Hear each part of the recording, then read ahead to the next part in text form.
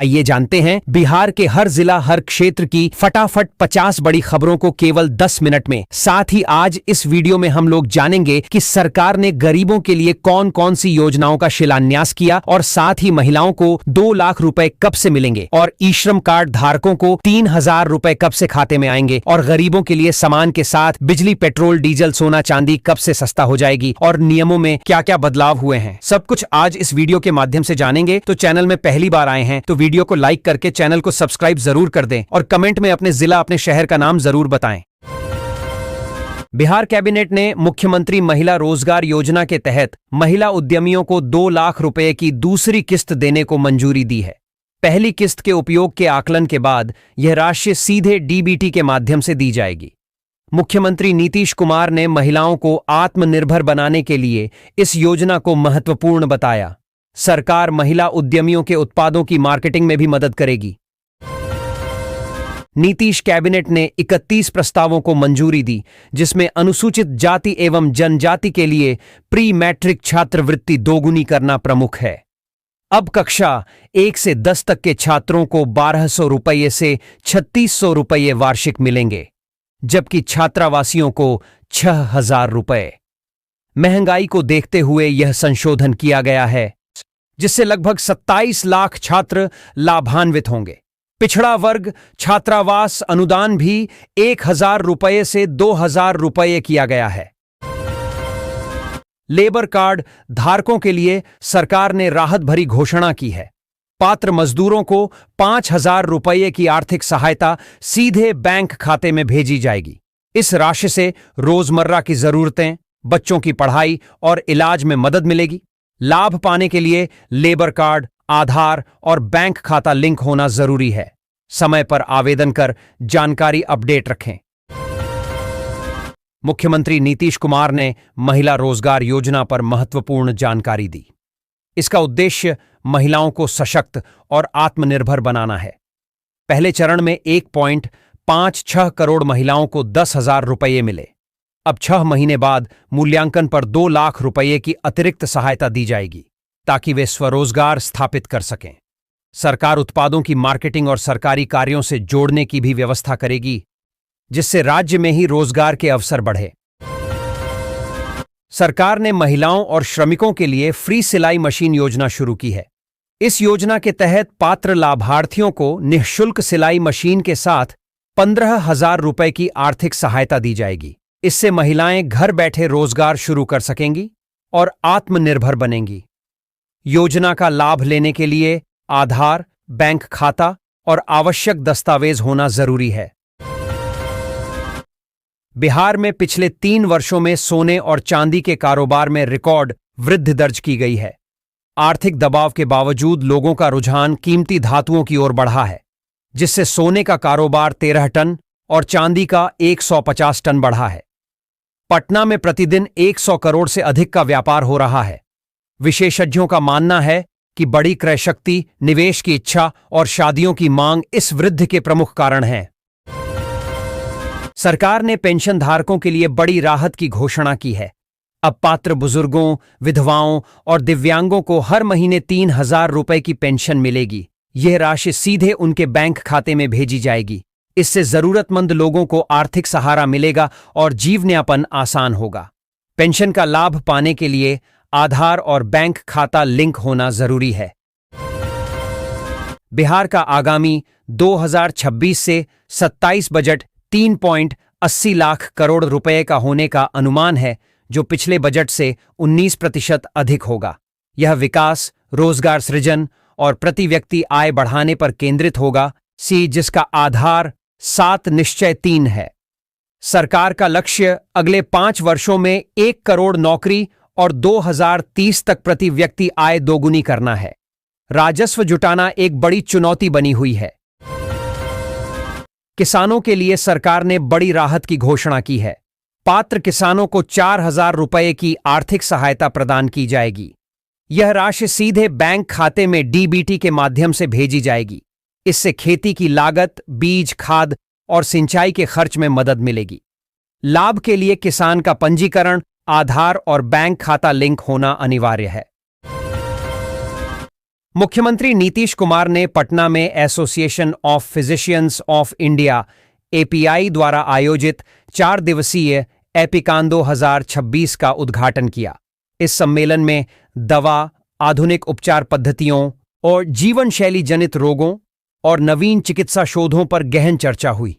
मुख्यमंत्री ने कहा कि ऐसे आयोजन चिकित्सा क्षेत्र को नई दिशा देते हैं और बेहतर स्वास्थ्य सेवाएं उपलब्ध कराने में सहायक होते हैं। बीमा सखी योजना के तहत महिलाओं को हर महीने 7,000 रुपये की आर्थिक सहायता दी जाएगी। इस योजना का उद्देश्य महिलाओं को रोजगार से जोड़कर आत्मनिर्भर बनाना है। बीमा सखी गांव-गांव जाकर लोगों को बीमा योजनाओं की जानकारी देंगी और नामांकन कराएंगी। इससे महिलाओं की आय बढ़ेगी और सामाजिक सशक्तिकरण को बढ़ावा मिलेगा।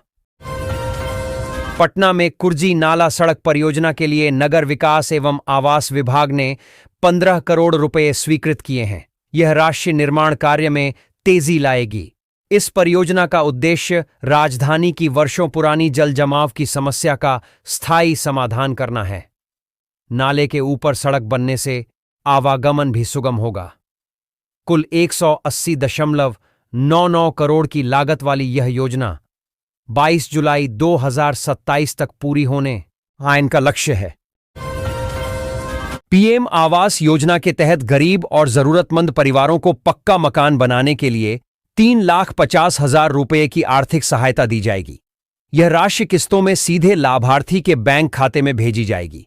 योजना का उद्देश्य सभी को सुरक्षित और सम्मानजनक आवास उपलब्ध कराना है। मुजफ्फरपुर में मनरेगा के तहत फर्जी हाजिरी घोटाला सामने आया है। कुढ़नी प्रखंड के छितरौली और बलौर डीह पंचायतों में 10 मजदूरों की तस्वीरें अलग अलग एंगल से अपलोड कर लाखों रुपए की अवैध निकासी की गई। जिला कार्यक्रम पदाधिकारी ने जांच शुरू कर दी है। मुशहरी प्रखंड में भी ऐसे ही फर्जीवाड़े की शिकायत डीएम से की गई है, जिसमें स्थानीय जनप्रतिनिधियों पर भी आरोप लगे हैं। मुख्यमंत्री नीतीश कुमार की अध्यक्षता में बिहार कैबिनेट ने बक्सर के डुमरांव में भारत रत्न उस्ताद बिस्मिल्लाह खां संगीत महाविद्यालय के निर्माण के लिए 87.81 करोड़ रुपए की प्रशासनिक स्वीकृति दी है।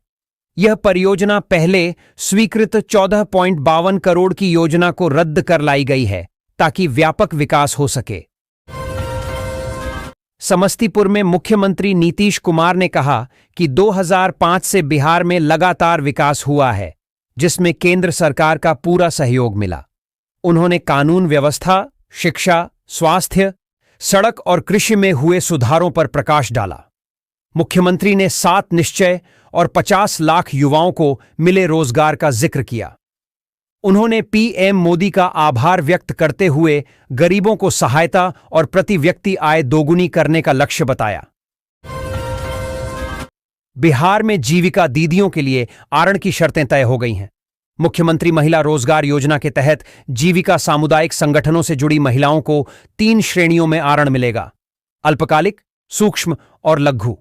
वार्षिक ब्याज दर 12% होगी और आरण अवधि 12 से 36 माह तक होगी। आवेदन से वसूली तक की पूरी प्रक्रिया जीविका निधि मोबाइल ऐप के माध्यम से डिजिटल होगी। 18 से 65 वर्ष की महिलाएं पात्र होंगी। मोतिहारी नगर निगम की स्थायी समिति की बैठक में शहर की सफाई, प्रकाश व्यवस्था और नागरिक सुविधाओं को बेहतर बनाने के लिए महत्वपूर्ण निर्णय लिए गए। अब सफाई कर्मियों की हाजिरी जियो टैगिंग से होगी। महिलाओं के लिए पिंक शौचालय और दिव्यांगों के लिए डीलक्स शौचालय बनेंगे। गांधी मैदान परिसर में पुस्तकालय निर्माण और पार्किंग स्थल के जीर्णोद्धार का भी फैसला हुआ। उप मुख्यमंत्री सम्राट चौधरी ने समस्तीपुर में कहा कि बिहार में अब मजदूरी के लिए बाहर जाने की जरूरत नहीं पड़ेगी। अगले 5 वर्षों में यहीं रोजगार मिलेगा। उन्होंने राज्य में बिजली, सड़क, पानी और शिक्षा के क्षेत्र में हुए विकास पर जोर दिया। चौधरी ने महिलाओं के लिए मुफ्त बिजली और स्वरोजगार हेतु 2 लाख रुपए की सहायता जैसी योजनाओं का भी उल्लेख किया। उन्होंने समस्तीपुर को सेमीकंडक्टर उद्योग का केंद्र बनाने की बात कही। पटना के राजीव नगर में बिहार पुलिस का नया अत्याधुनिक भवन बनेगा, जिसमें डायल 112 और राज्य पुलिस डाटा सेंटर होगा। उप मुख्यमंत्री सम्राट चौधरी ने 172.80 करोड़ रुपए की लागत से बनने वाले इस 7 मंजिला भवन को मंजूरी दी। यह पुलिसकर्मियों को बेहतर कार्य वातावरण देगा और कानून व्यवस्था व आपातकालीन सेवाओं को मजबूत करेगा। मधुबनी में पीएम किसान सम्मान निधि योजना के तहत लाखों किसान फार्मर रजिस्ट्री न होने से परेशान हैं। 3.21 लाख पंजीकृत किसानों में से केवल 31% की रजिस्ट्री हुई है। संयुक्त जमाबंदी, जटिल प्रक्रिया और तकनीकी समस्याएं मुख्य बाधाएं हैं। जिलाधिकारी ने सभी किसानों को रजिस्ट्री और ई-केवाईसी कराने की अपील की है, अन्यथा वे सरकारी योजनाओं से वंचित हो सकते हैं। खगड़िया में अनिवार्य शिक्षा अधिनियम के तहत कमजोर वर्ग के बच्चों को निजी स्कूलों में दाखिला मिल रहा है। ज्ञानदीप पोर्टल के माध्यम से 2132 बच्चों ने पंजीकरण कराया है, जिनमें से 11,008 का सत्यापन हो चुका है। 31 जनवरी तक आवेदन की अंतिम तिथि है। जिला शिक्षा पदाधिकारी के अनुसार पिछले साल से दोगुनी संख्या में आवेदन आए हैं, जिससे समाज के अंतिम पंक्ति के बच्चों को महंगे स्कूलों में पढ़ने का अवसर मिल रहा है। उप मुख्यमंत्री सम्राट चौधरी ने बाल श्रम को अभिशाप बताते हुए बिहार को अगले 5 वर्षों में बाल श्रम मुक्त बनाने का लक्ष्य रखा है। उन्होंने कहा कि सरकार गरीब बच्चों को मजदूरी से निकालकर शिक्षा से जोड़ेगी। पटना में आयोजित एक कार्यशाला में विभिन्न विभागों और संगठनों ने बाल श्रम रोकथाम, उन्मूलन और पुनर्वास पर चर्चा की। पुलिस को बाल श्रम कराने वालों पर सख्त कार्रवाई का निर्देश दिया गया है, ताकि हर बच्चा स्कूल जा सके। पटना में नीट छात्रा की संदिग्ध मौत मामले में पूर्णिया सांसद पप्पू यादव ने एक नर्स का वीडियो जारी किया है। नर्स ने दावा किया कि छात्रा के निजी अंग में झाग और खून था और महिला डॉक्टर ने इसे गर्भपात का मामला बताया था।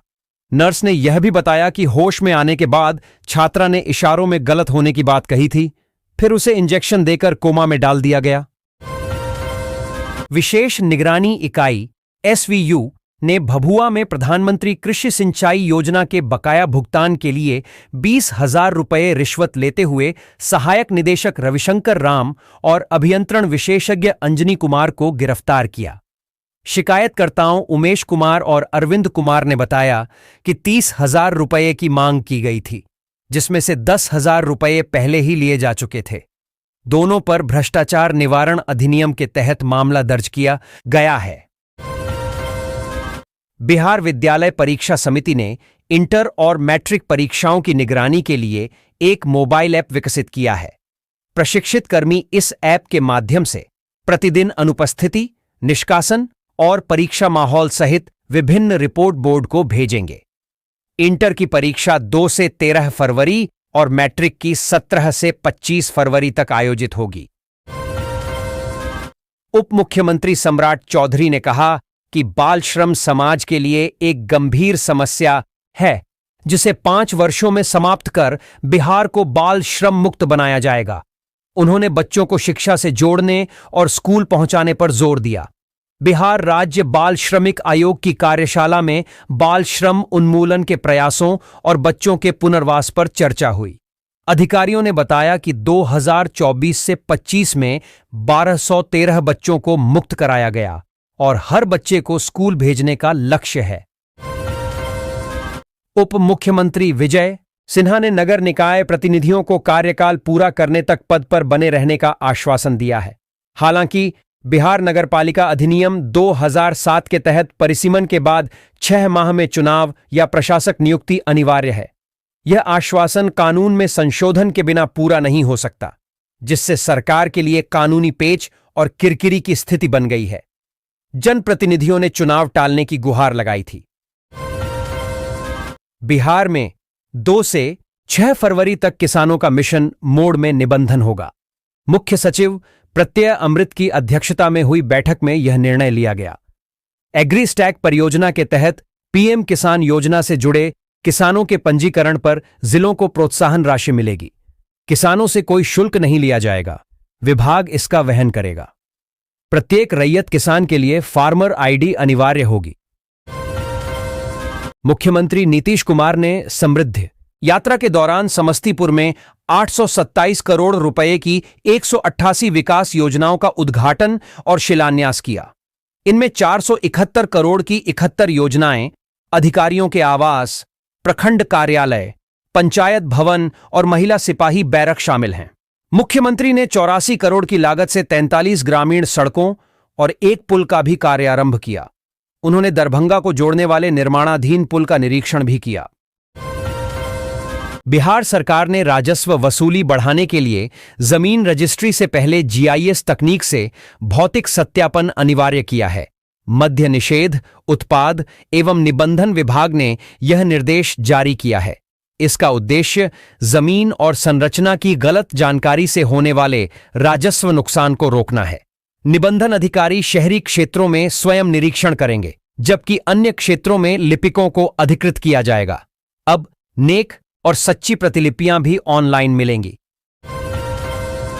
पूर्णिया में व्यवसायी सूरज बिहारी की दिनदहाड़े हत्या के 72 घंटे बाद भी आरोपियों की गिरफ्तारी न होने पर लोगों में भारी रोष है। गुरुवार को शहर में विशाल मशाल / कैंडल जुलूस निकाला गया। हजारों की संख्या में शहरवासी सड़कों पर उतरे और पुलिस प्रशासन के खिलाफ प्रदर्शन करते हुए न्याय की मांग की।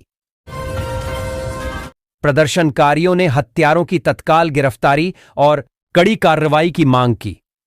मुजफ्फरपुर के बेला औद्योगिक क्षेत्र के लिए अधिग्रहित 4501 एकड़ सरकारी भूमि को अब रोक सूची में डाला जाएगा। यह कदम अवैध बिक्री, दाखिल खारिज और जमाबंदी रोकने के लिए उठाया जा रहा है। मुशहरी सीओ ने ब्याड़ा से ब्यौरा लेकर जिला अवर निबंधक को भेजा है। 1975 से 86 के बीच अधिग्रहित इस भूमि में से 72 एकड़ पर ब्याड़ा का कब्जा नहीं है, जिसके लिए भी प्रक्रिया शुरू होगी। उप मुख्यमंत्री विजय कुमार सिन्हा के दरभंगा में होने वाले जन कल्याण संवाद से पहले राजस्व मुख्यालय के 15 अधिकारी विभिन्न अंचलों में तैनात किए गए हैं। ये अधिकारी भूमि संबंधी सेवाओं और लंबित मामलों की समीक्षा करेंगे। यह पहली बार है कि संवाद से पूर्व अंचल स्तर पर माइक्रो सुपरविजन की व्यवस्था की गई है, जिसका उद्देश्य अधिकतम समस्याओं का समाधान सुनिश्चित करना और अंचलों में जवाबदेही बढ़ाना है। बिहार के स्वास्थ्य मंत्री मंगल पांडेय ने महाराष्ट्र के उपमुख्यमंत्री अजित पवार की विमान हादसे में मौत को राजनीतिक साजिश बताने पर पश्चिम बंगाल की मुख्यमंत्री ममता बनर्जी की कड़ी आलोचना की है। उन्होंने इस बयान को दुर्भाग्यपूर्ण और निंदनीय राजनीति बताया। बिहार सरकार ने सरकारी सेवकों के इंटरनेट मीडिया उपयोग पर सख्त नियम लागू किए हैं।